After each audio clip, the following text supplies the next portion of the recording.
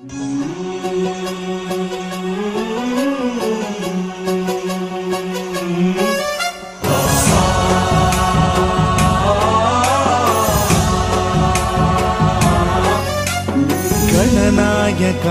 गणदैवताय गणाध्यक्षाय धीमहि गुणशरीराय गुणमण्डिताय गुणेशानाय धीमहि गुणातीताय गुणाधीशाय गुणप्रविष्टाय धीमहि एकदन्ताय वक्रतुण्डाय गौरीतनयाय धीमहि गजेशानाय भालचन्द्राय श्रीगणेशाय धीमहि।